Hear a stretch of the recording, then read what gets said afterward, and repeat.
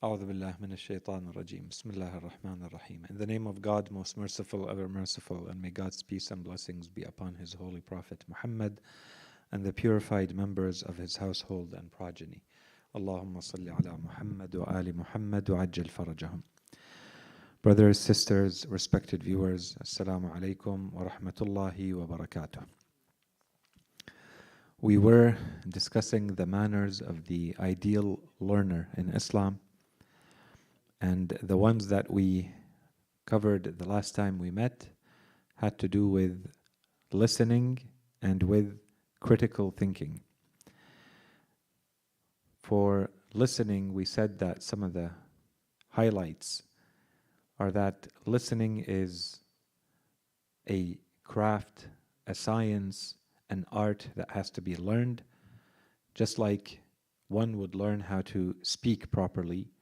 There's an effort, there's an intent and an effort and a dedication required to learn how to become a good and optimal listener.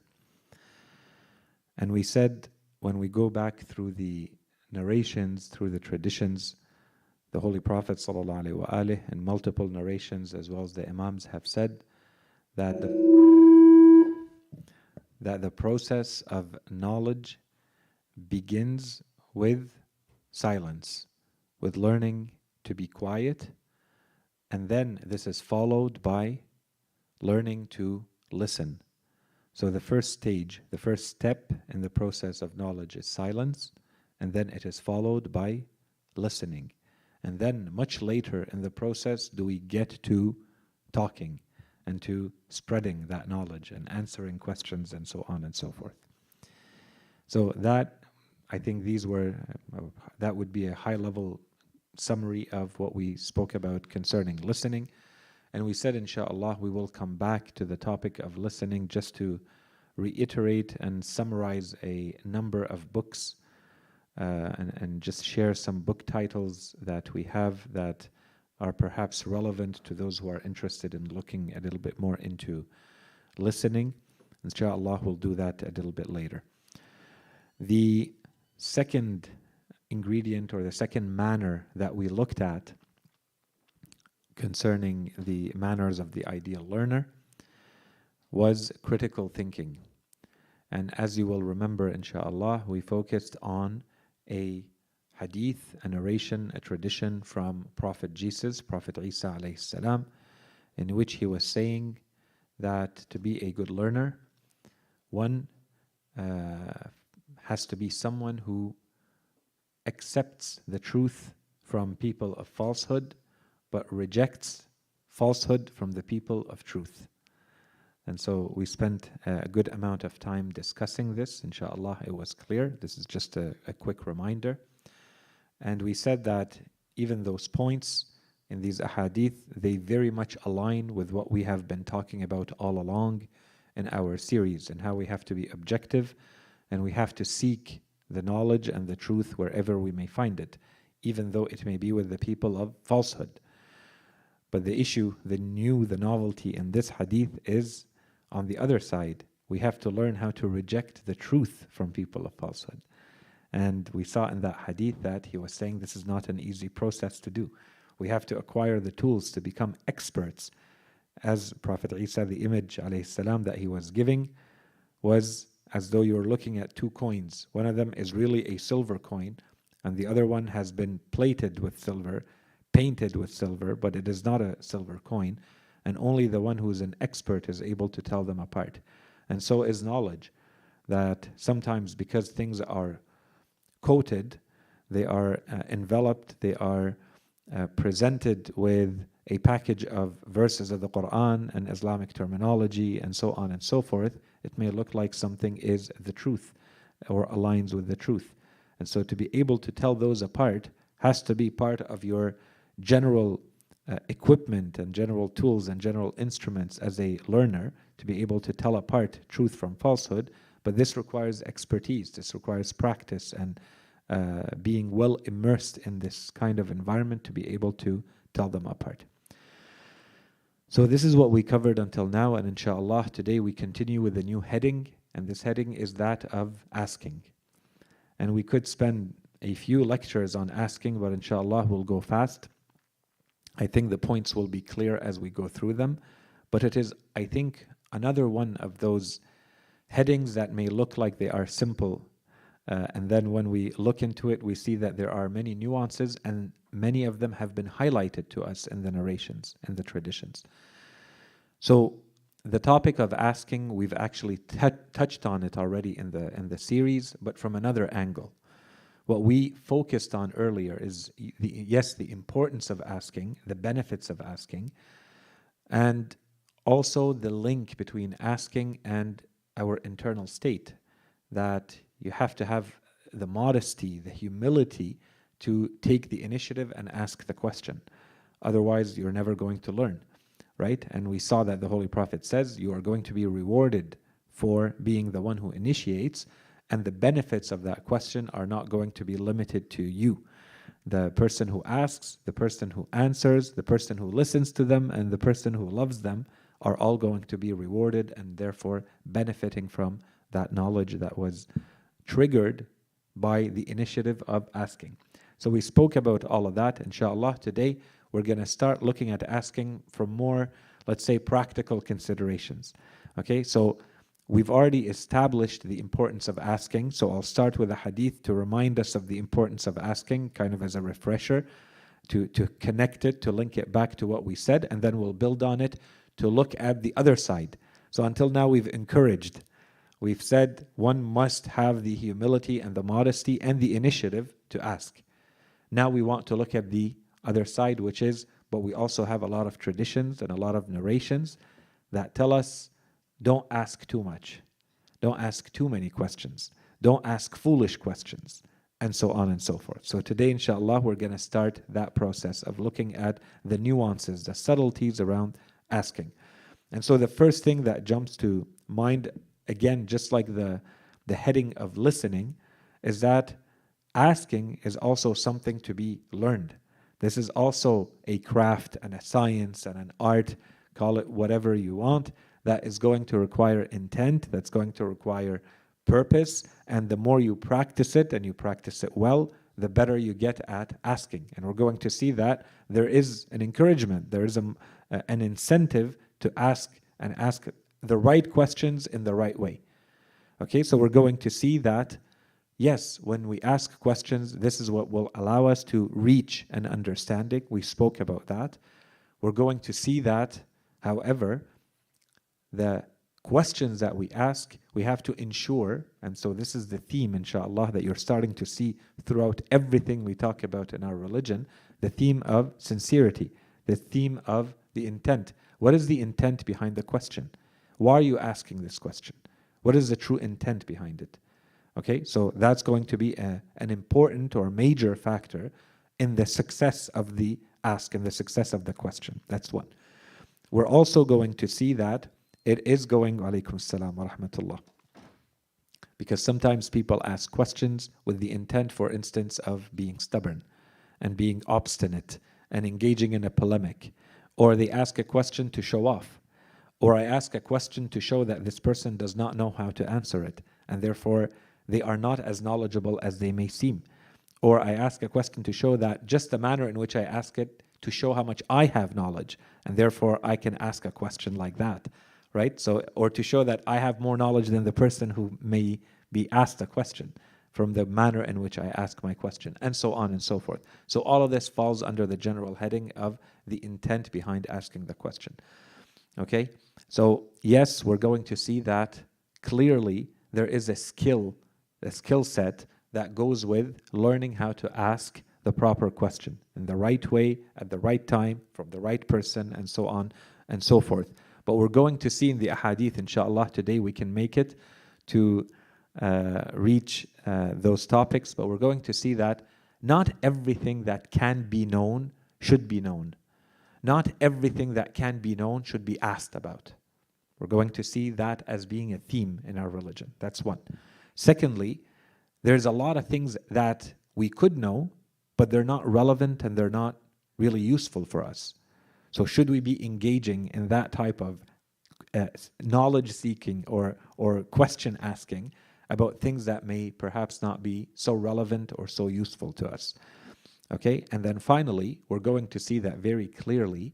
We have instructions to ensure that when you ask a question, that it's not going to cause more trouble or potentially more burden or more harm than good. And that can go in different ways. First of all, there's information that you should probably not have.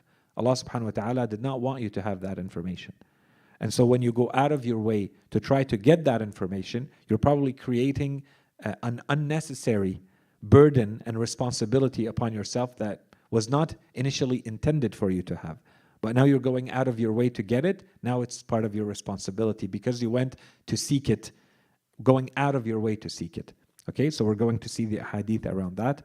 And at the same time, we see that sometimes it causes an undue burden on the person answering. This is not the proper time, or the person can only take so much. They can, it's logical to ask them 5 questions, not 50. Okay, and so this has a whole domino effect too. And so we're going to see some hadith around that too. We're going to start here, and we're going to see more when we get to the topic of the scholar and the rights and the privileges and the responsibilities of the scholar. We'll talk a little bit about that too. Okay, so clearly there's also manners and etiquettes around asking, including, for instance, when you want to ask, but you're not the only one. There are other people who should go first. And do you respect the order, or, it's first come, first serve, or how does it work? We'll see some ahadith related to even the etiquette of asking questions. Okay, so the first hadith, as we said, is kind of a reminder that regardless of everything that we're going to say, clearly there is a huge incentive and a huge encouragement in our religion to ask questions. So we begin with that just to establish the base, and then we'll go on the other side. So this hadith from Imam Ali alayhi salam, he says, أوصيكم بخمس لو ضربتم إليها آباط الإبل لكانت لذلك أهلا. He says, I'm going to give you 5 pieces of advice. If you were to hit the armpits of your camels in order to seek them, it would be worthy of it. So what does that mean? This is an image. I'm translating intentionally. I'm translating it literally. When you use your camel, it means you're traveling. And when you hit the armpit of the camel, it's to make it go a lot faster, to make it run. So the Imam is saying, if you had to travel far and wide and to exhaust your camels in getting there, so you travel far and you travel fast, right? So there's an urgency there. If you had to do that just to acquire one of these pieces of advice, it would be worthy of it. I'm going to give you all 5 of them, the Imam says. So he says, لا يرجون أحد منكم إلا ربه. Do not hope in anyone except God, except his Lord. One should not hope for anyone except his Lord. That's the first piece of advice. And this has multiple meanings. The first one can mean that ensure, and I'm going to say it in a few words, but this is a philosophy of life, and this is the entire philosophy of our religion, that whatever you do it for the sake of God. Your hope, your aspiration, your objective, your goal in life is God. So he begins with the core of the religion, the deepest part of our religion, the truest part of our religion. Everything else derives from this. Everything you do, the hope, the goal, the objective is God. There's another way to understand this, which is, therefore, do not ask anyone except God. If you have a hope, if you have an ask, if you have a request, if you have a need, you want to get it somewhere, where is your hope? A lot of us, our hope is in ourselves, in our capabilities, in our power, that we are going to go exert effort and action and get it. And we may forget about Allah subhanahu wa ta'ala. Or we think that someone is going to help us, or something is going to help us. When in truth, and that's why we say this is the core of our religion, this is the tawheed, right? That everything that is happening through Allah subhanahu wa ta'ala. Has He willed it or not? Does He want it to happen or not? Your ultimate hope is through Allah subhanahu wa ta'ala, and Allah subhanahu wa ta'ala has put means in place to acquire, to achieve, to attain the things you're looking for. You can't forget about Allah subhanahu wa ta'ala in that equation and just focus on the intermediaries, the means that Allah subhanahu wa ta'ala has put. They don't control anything. They are just means in a chain, but that chain is entirely controlled by Allah subhanahu wa ta'ala. Okay, so do not degrade yourself, therefore, by asking from anyone else except from Allah subhanahu wa ta'ala. That's what the Imam is saying. So on one side, we can look at it as what's your objective? What's your ultimate objective in everything you do? When he says, لا يرجون أحد منكم إلا ربه. That's an absolute, that's a universal that the Imam says. In everything, make your goal, your aspiration, your hope, God. And the corollary to that is, therefore, do not degrade yourself by going to another. Make all of your hope only in God, and you will never be degraded. You'll always be dignified. This is a creature with their creator, with their Lord, with their master. There's no degradation there. When you go to another creature like you, and you have aspirations and hopes there, then that's a degradation. Okay, so that's the first piece of advice. The Imam says, لا يرجون أحد منكم إلا ربه ولا يخافن إلا ذنبه. And let no one fear anything except their sin, except his sin or her sin. Assalamu alaikum wa rahmatullah. So again, this is something that can have more than one meaning. Here the Imam is saying there is nothing to be feared except sinning, except committing a sin. So on the one side, we would say here, be brave. There is nothing that is worthy of being feared. Do not fear anything, unless the one thing that is worthy of being feared, which is the sin. So there is a call to courage and bravery. And on the other side, there's also a warning that if there is one thing to be feared, it is sinning. It is your sin. Be fearful of Allah subhanahu wa ta'ala, be fearful of disobeying Allah subhanahu wa ta'ala. So that's the second piece of advice. The third, then the Imam says, وَلَا يَخَافَنَّ إِلَّا ذَنْبَهُ وَلَا يَسْتَحِيَنَّ أَحَدٌ مِّنْكُمْ إِذَا سُئِلَ عَمَّا لَا يَعْلَمْ أَنْ يَقُولْ لَا أَعْلَمْ. And let not anyone be ashamed if they are asked about that which they do not have any knowledge, to say, I do not know. Okay, the Imam is very specific here. It's very difficult to be in that situation, especially if people have a certain expectation of you that you should know. You have to be able to say, I do not know. I don't have sufficient knowledge about this. And the Imam is going to add something to it later in another hadith. So it's not only that you know. When we say you know, it means you know with certainty. You have full knowledge of it so that you are sure of your answer and you can answer. Otherwise, don't answer. You don't need to. Say, I do not know. And then he adds to this, وَلَا يَسْتَحْيَنَّ أَحَدٌ إِذَا لَمْ يَعْلَمِ الشَّيْءَ أَنْ يَتَعَلَّمَ. So in the first case, don't be shy. Don't be too embarrassed to say, I do not know. In the second case, the Imam says, and if you do not know something, don't be ashamed, don't be embarrassed to go and learn it. And this is the point here. Okay? And that learning is not going to take place except with or through questions. And then he adds, وَعَلَيْكُمْ بِالصَّبْرِ فَإِنَّ الصَّبْرَ مِنَ الْإِيمَانِ كَالرَّأْسِ مِنَ الْجَسَدِ. And I advise you to hold fast to patience. And then he explains the position of patience from religion. He says, because patience from religion is like the head from the body. وَلَا خَيْرَ فِي جَسَدٍ لَا رَأْسَ مَعَهُ. There is no good from a body which has no head. Just like there is no good from a faith, from a belief, from a religion in which there is no patience. So this is an emphasis, an underlining of the Imam of the role or the importance of this ingredient in our faith system, in our worldview. That patience is in the middle of it all. To the point that the Imam says it's the equivalent of the head, the position of the head in a body. Okay? So that's the first hadith. So this is simply to remind us, to highlight the importance of asking. So we're not saying asking is not good or stop asking. Okay? Now that this is established, however. Okay. So the first part is to emphasize that asking is an art. It's a science, it's a craft, it's something that you work on to perfect, to learn how to ask properly. First hadith from the Holy Prophet sallallahu alaihi wasallam, he says, التودد إلى الناس نصف العقل. So these are quick pieces of advice from the Holy Prophet sallallahu alaihi wasallam. We're not going to comment. Each one of these would deserve a lecture. Okay, التودد إلى الناس نصف العقل. To endear yourself to people is half of reason. To make yourself someone that people hold dear. They like you.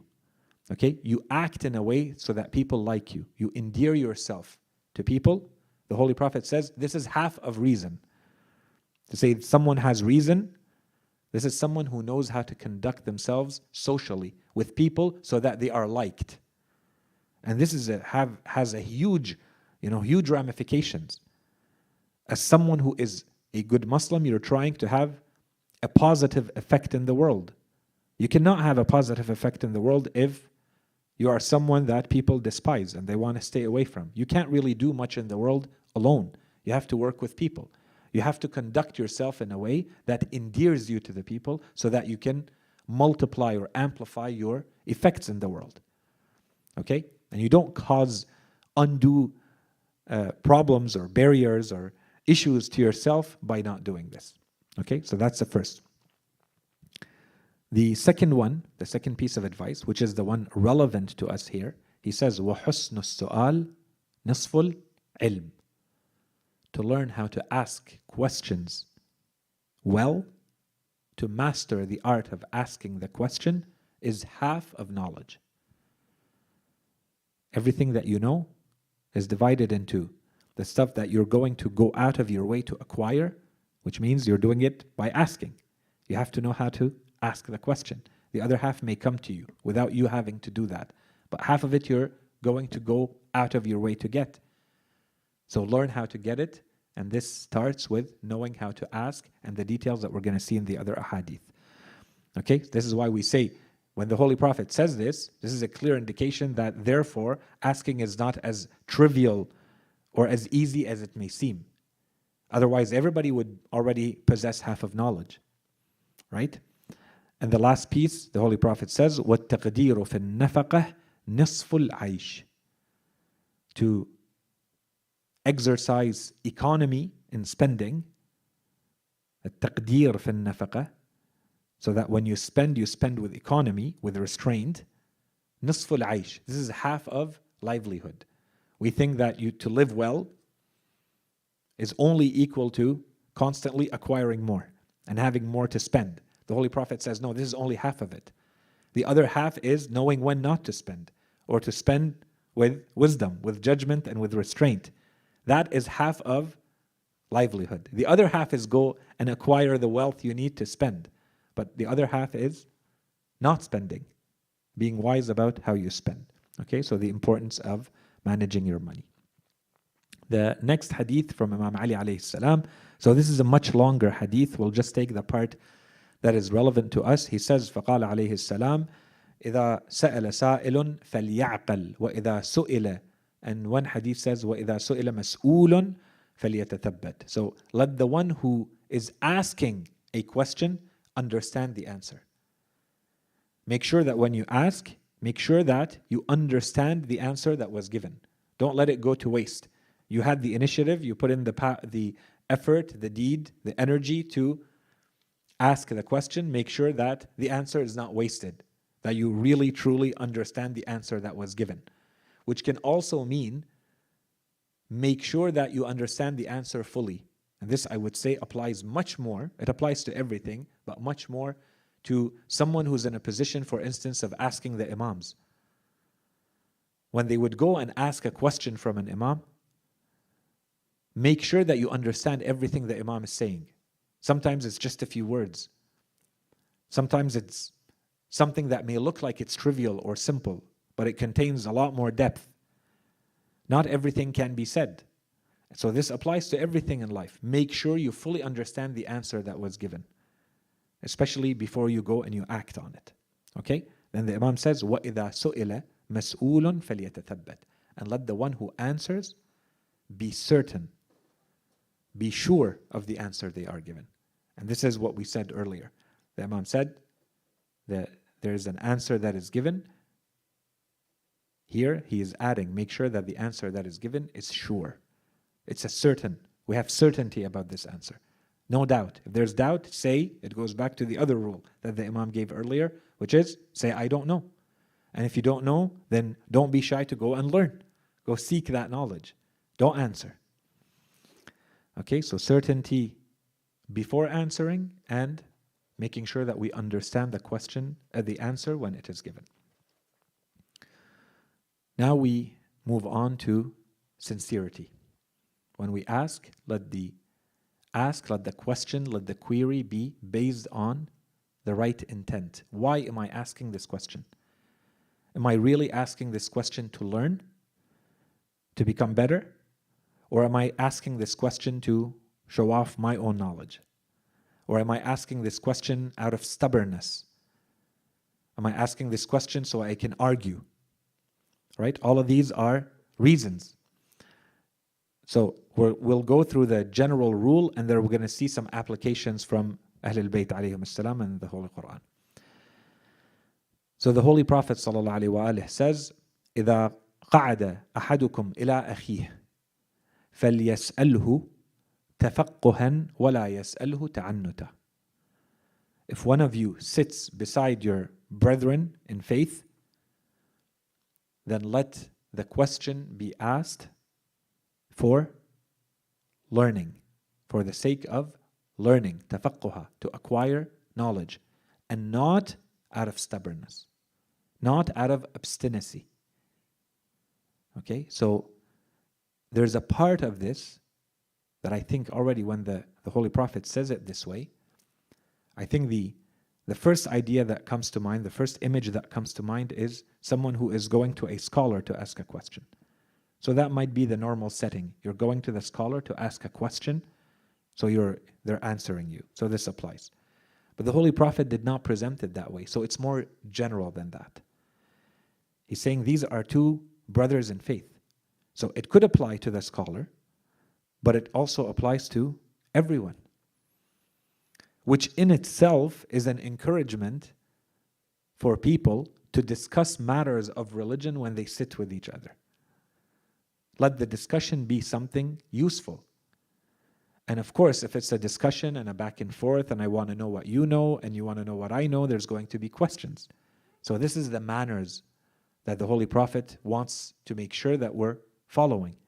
That let those questions be because you really want to learn, and not because you are doing ta'annut, as the Holy Prophet says, stubbornness, obstinacy, causing trouble. Okay? That's first thing. The second thing is, therefore, what would happen if we miss out on this? Well, because there's a spiritual dimension that we talked a lot about when we talked about the importance of sincerity, intent. If you do not do this, therefore, there is no thawab. So by doing this, there is a thawab. There is a divine reward. You are now following the instructions of the Holy Prophet, and you're doing it as he said. You are sitting beside your brother, you are discussing things, and your questions are sincere. There's thawab that goes with that. If you do not, you miss out on the thawab. And in fact, there might be even a punishment, depending on the intent behind it. But certainly you are missing out on the thawab. That's the first layer. There's another layer to that though. If this is not done properly, and so this is the point that we're not going to repeat, but this applies to all the ahadith and to this reality. If the question is not asked with sincerity, what happens? So you miss out on the thawab, okay. Secondly, you miss out on the knowledge eventually, because people are going to recognize the reason behind the question. You are going to miss out, and you are most likely going to ruin a cycle of knowledge for others too. You're going to prevent the transmission of that knowledge with time, because the questions you're asking are not sincere questions. And people recognize that. They will not want to answer you, and you're probably going to disrupt the gatherings, the places you're in, and that cycle of knowledge stops. So there's a whole domino effect, a negative domino effect that you're causing. There's a spiritual component to this when you're bringing your ego into the equation, and there is a psychological component to this, that you are being annoying with your questions. You're not being sincere. Not sincere in the spiritual sense. You're not being sincere in the intellectual sense. And this psychologically means that people are no longer interested in engaging with you or even engaging in that type of gathering. Okay, so this is the part that we're not going to repeat, but you're going to see that this is a theme repeated in the ahadith. The next hadith from the Holy Prophet ﷺ, he says, شِرَارُ النَّاسِ الَّذِينَ يَسْأَلُونَ عَنْ شِرَارِ الْمَسَائِلِ كَيْ يُغَلِّطُوا بِهَا الْعُلَمَاءِ. The worst of people are the ones who ask about the worst of issues, or who ask the worst about the worst of matters. And then he says, why? Why do they do that? In order to make the scholars fall into mistakes. Okay, so there's a couple of things we can say here. But to start with, the tone of the Holy Prophet ﷺ is very harsh here. He says the worst of people. And we're talking about something that may sound like it's a detail. But the Holy Prophet says the worst of people. And this is because of the effects that we just described. The negative effects of such people go very far. And with time, there's a whole cycle of knowledge that stops happening in the community because of these insincere questions that are being asked. Okay, and then the next question we may have is, but what makes it? What would make it the worst of matters? The Holy Prophet says, the worst of people are the ones who are asking about the worst of matters. So what makes it the worst of matters? Sometimes it's the content of the question. The substance of the question itself makes it the worst of matters. I ask a question about something, and I know that this is something extremely technical, extremely specialized, extremely controversial. There's a way and a time and a place to ask that question. Otherwise, it's disruptive. It's not the time or the place for that question. So it could be the content. That makes it the worst of things to ask about. It could be the manner in which it's asked. The content is fine, but the manner in which it's asked is clearly not. That's the second layer. The third layer, and perhaps this is the one that the Holy Prophet is talking about here more than the others, is the one that he is explaining in the hadith himself. He said, the worst of people are the ones who ask about the worst of matters, and then he adds, why? In order to make the scholars fall into mistakes. So what's making it the worst of matters, so that I don't ask the worst of matters, I don't fall in this category, it's not the substance of my question. And it's not the how of my question. It's the intent of my question. That's what's going to make it the worst of matters. It's because my intent was to make this person fall in the mistake, to humiliate them, to show that they are not as knowledgeable as they are perceived to be, or they claim to be, or whatever it may be. Okay? Some concrete examples from the lives of Ahlul Bayt alayhim salam regarding this. How they apply this themselves. There's a first hadith. I'm not going to read the hadith. It's very long, and in fact, I'm going to explain why I think it's perhaps not as authentic as it may seem. But the content that is relevant to us, I think, is content that is repeated in many, many ahadith, so it's still useful and relevant, even though the hadith itself may not be very authentic. So, fi hadith Abdullah bin Salam. So I'm going to come back to this name, okay? Abdullah bin Salam. So there's a whole story about how this person, Abdullah bin Salam, he lived amongst the Jews. He was one of the Jews living at the time of the Holy Prophet sallallahu alaihi wasallam. He speaks to the others about the Holy Prophet. He asks them how come they're not believing in his prophethood and his mission. And then eventually he prepares himself and he comes to see the Holy Prophet ﷺ with a number of questions. Okay, so the rest of the story is not relevant here. This is the part that is more relevant. So when he comes to the Holy Prophet ﷺ, he meets the Prophet for the first time. This is what the Holy Prophet tells him. See, he says, تبين لنا ما فيها نراك من المحسنين فقال النبي صلى الله عليه وآله الحمد لله على نعمائه يا ابن سلام أجئتني سائلا أو متعنتا. So he answers, we'll say it in English later, قال بل سائلا يا محمد صلى الله عليه وآله. قال على الضلالة أم على الهدى؟ قال بل على الهدى يا محمد صلى الله عليه وآله. فقال النبي صلى الله عليه وآله فسل عما تشاء. So before he starts asking the questions, the Holy Prophet wants to make sure that he understands the ramifications. That if you are asking and you are sincere in your asking and you are truly seeking guidance, then this is going to be good for you, therefore ask. Otherwise, I'm warning you, this is not something that you should be engaging in. And we're going to see that in other instances too. Okay, so that's the story. So Abdullah ibn Salam, after he spoke to the Jews of Khaybar, when he came to the Holy Prophet ﷺ, the Prophet met him. He spoke to the Holy Prophet. He told him, I'm here. I want to ask you some questions. I think you are of the good people, and that's what I expect of you. So the Holy Prophet said, all praise be to God for all of his bounties. O Ibn Salam, have you come asking sincerely or out of obstinacy? He said, no, I have come asking sincerely, O Muhammad. He said, are you here asking for misguidance or for guidance? What are you seeking? And the Holy Prophet said, and Ibn Salam said, no, I am here seeking guidance. So he said, then ask whatever you want. And then he asked his questions.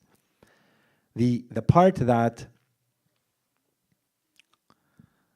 we could say a lot here, but in quick summary, this hadith, as we said, is mentioned from Ibn Salam. In fact, Ibn Salam is the one who is reporting the hadith himself. This is not someone who is really mentioned anywhere else in our books. Okay, so this is kind of the main story that is mentioned about this man, and there is a huge difference there's a contradiction internally, even if you go back, that whether this happened at the very early stages when the Holy Prophet moved to Medina, or did it happen when he was still in Mecca, or at the very end of his mission, year 8, year 7, 8, 9. Okay, there are contradictory parts to the story there, which is already problematic. Another problematic aspect is that this man is not really mentioned anywhere else except in the story, and of course he is praised afterwards.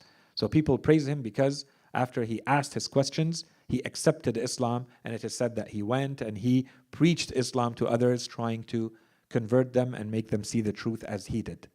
Okay? Where is the glitch in the story? What's happening here? I'm not going to go in the details. The issue with this man is that there are a number of verses of the Quran that were revealed for Imam Ali, in praise of Imam Ali alayhi salam. And later, when you go through the books of tafsir, the Quranic commentary, you see that they are claiming that these verses were revealed about him, about Abdullah ibn Salam. Okay, so already when this happens, especially at the early stages of Islam, you should recognize a pattern. What's the pattern? The pattern that the role Muawiyah played and Bani Umayyah in the early stages of Islam played, and how they did this with the traditions, with the narrations, especially that had to do with the Quran, but not limited to the Quran. There's a pattern. What's the pattern? They try to take away any merits, any praise, any rank, any virtue, favor of Ahl al-Bayt alayhim salam, and give it to someone else. In this case, Abdullah ibn Salam, a Jew at that time, if this person existed, what is his big distinction? At the time of Muawiyah, he became a very close person to the rule of Muawiyah. And so this is a pattern that Muawiyah used to elevate and to give favors to those who were close to him. And he would spend a lot of money, and he would hire scholars. He was willing to pay as much as it takes to someone who is recognized as a scholar. He would give them as much money as it would be necessary for them to take a hadith that exists and change one detail in it, to change one name in it, to change one matter in it, so that it becomes in praise of Muawiyah or someone who is praising Muawiyah, someone who is allying themselves with Muawiyah. And then therefore, the rule of Muawiyah looks like it's surrounded by people about whom God has revealed verses of the Quran, praising them, favoring them. And Ibn Salam definitely falls in this category. Okay? So as a person, there's a huge issue. Whether this happened or not, to me, because of the same terminology that you find in many other ahadith, the wording of the Holy Prophet that you find in other ahadith, I would say this most likely happened. There is someone from the Jews who would have come to the Holy Prophet and have this discussion and perhaps go back and try to preach and try to share the truth that he has now accepted.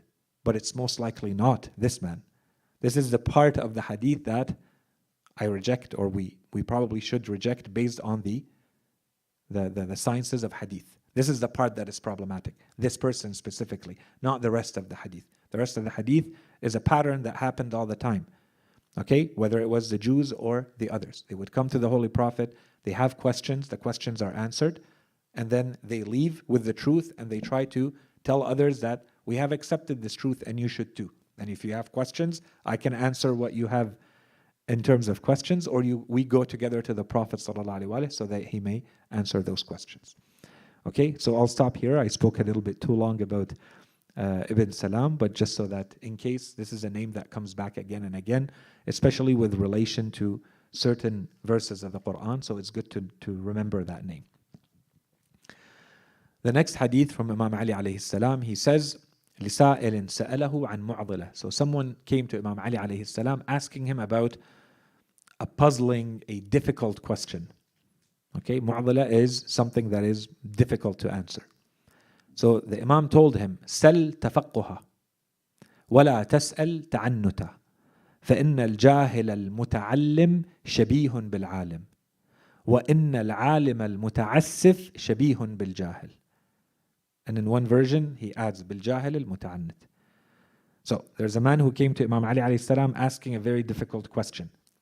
So the Imam told him, ask out of knowledge seeking and do not ask out of stubbornness. So that part is the same as we saw in the other ahadith. I always tell you guys, I build on the ahadith, right? So that part is the same. What's new in this hadith? The Imam says, for the ignorant person who is learning is like a scholar. Someone who has no knowledge. They are in a position of learning, so therefore they are sincere, as the hadith began with. They are truly seeking knowledge when they are a learner, when they ask. They are like a scholar. And the opposite. Someone who is a scholar, someone who has the knowledge, but they act with stubbornness, they are muta'assif. The person, even though they have the knowledge, they are now like an ignorant person. So the criteria is not whether you have the knowledge or not. The person who does not have the knowledge is now like a scholar because of the sincerity they have in their knowledge seeking. And the person who has the knowledge has now become an ignorant person as a result of their stubbornness or the manner in which they approach knowledge. And this also means in this hadith that this shows. The Imam is not necessarily here talking about, in the spiritual realm, in the unseen world, before Allah subhanahu wa ta'ala. He's not talking about the intent. He's saying here, إِنَّ الْجَاهِلَ الْمُتَعَلِّمْ شَبِيهٌ بِالْعَالِمِ. This is something that people are able to see.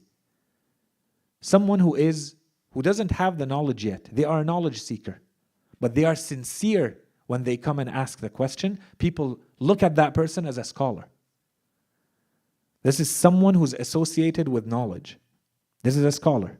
They don't have the knowledge, but they are a scholar in the eyes of the people even. And the opposite, someone who has the knowledge, but they act with stubbornness, are now going, even in the eyes of the people, they are going to be considered as someone who is ignorant, as though they do not have the knowledge. Okay, so there is even a social dimension to this. What really matters is not the knowledge you hold, it's what you're doing with it and how you're approaching things, like the manner in which you ask a question. Are the questions being asked sincerely, or the questions being asked out of stubbornness. There's another detail we can add here sometimes. When we're looking at the ahadith of the Holy Prophet, or especially the Imams, and perhaps even more so the ahadith of Imam Ali alayhi salam, but many others of our Imams, in many cases you see this kind of rebuke, quick answer to them. So this is someone, we don't know what the question was, but someone asked a difficult question. Why would the Imam begin by saying this first? He tells them, ask the question sincerely and do not ask it out of stubbornness. Why would he say that? Why would he not just answer the question? So this, it may be a general piece of advice the Imam is giving, but we could bet, without knowing much details, that perhaps the Imam is pointing out perhaps not such a wrong behavior as much as this is not someone in general who is sincere. Imam Ali alayhi salam was surrounded by enemies his whole life, and especially after the Holy Prophet, people who were very close to him. One way to tell people apart, not for himself, but to allow those around him to be able to tell people apart, is when the Imam gives these types of indications. He's saying, this person, when he asks me questions, they're not sincere. So, therefore, all you others, you heard what I just said. When you ask a question, make sure that you're seeking knowledge. You're not doing it out of another reason, an insincere reason. Okay, so the Imam is giving a signal to everyone that this is not someone perhaps to be trusted, to be considered a close companion, even though they are acting as though they are a scholar, they are close to the Imam, they're associating with the Imam for the sake of knowledge, and so on and so forth. And this happens in the case of a lot of our Imams too. So sometimes we may wonder, why the harsh tone? Why the quick, fast rebuke, whether the Imams answer or not? And we're going to see a few others of those instances. The next hadith from Imam al-Sadiq alayhi salam, سئل أبو عبد الله عليه السلام عن طعم الماء قال سل تفقها ولا تسأل تعنتا. So you can imagine, I always tell you guys, as soon as you see the name of Imam al-Sadiq alayhi salam, to me at least, by default, the image that comes to mind is he is in a setting of teaching. Imam al-Sadiq alayhi salam had that luxury, that privilege of being able to set up or fully leverage conditions that allowed him to teach formally, to sit on a pulpit and teach. So you can imagine someone daring in that type of environment publicly, when the Imam is in a situation of answering questions, in a state of answering questions, that the question that this person asks is what? That's the hadith. Imam Sadiq was asked about the taste of water. What is the taste of water? So what did the Imam answer? See, this is the type of rebuke that we said sometimes we see from the Imams. He said, when you ask a question, ask it out of knowledge seeking, and do not ask it out of obstinacy. But in this case, the Imam actually answered the question. As silly or as stubborn as the question, or insincere as the question was, the Imam still went out of his way to answer the question. And most likely the answer is because this person is not asking because the Imam is just, Ja'far bin Muhammad al-Sadiq. He's asking because the Imam is an Imam. He's attacking his divine role, his claim to be a divine personality. So you know what? I'm going to ask you a question that you can't answer, and I'll show that you are not the divine representative that you claim to be. Right? This is the obstinacy. This is the stubbornness. So the Imam in this case answers. Why? So that this is not used as an argument to say, therefore he is not an Imam. Even though the question is a silly question, the Imam still answered it. So he gave the general rule that you are not asking the question sincerely. You're asking the question out of stubbornness. But then he doesn't want to leave a pretext for someone to use that against imamah, against the imamah of the imam. So he answered the question. What's the answer? What is the taste of water? The imam said, the taste of water is the taste of life. And then he read the verse of the Quran that says, and we made from water every living thing. وجعلنا من الماء كل شيء حي. طعم الماء طعم الحياة. وجعلنا من الماء كل شيء حي. So the Imam answered with a eloquent and logical and I would say infinitely wise answer that perhaps only an Imam could answer. Otherwise, who could ever say the taste of water is? Water has no taste. That's the defining quality of the taste of water, that it has no taste. How do you describe it? You describe everything in relation to it. That becomes your criteria. The Imam said the taste of water is the taste of life. We're 2 minutes away from the prayer, so inshallah we'll stop here and we'll continue the next time, inshallah. We'll talk about so in addition to this, we'll talk about the effect of having true intentions or not. And then we'll talk about this idea of foolish inquiries, foolish questions. And we'll see a few examples of them. Perhaps one of them we'll see if we have time from the Holy Quran and others from the lives of Ahlul Bayt alayhim salam, maybe one or two, and then we'll keep going. وصلى الله على سيدنا محمد وعلى آله الطيبين الطاهرين. اللهم صل على محمد وآل محمد. وأنتم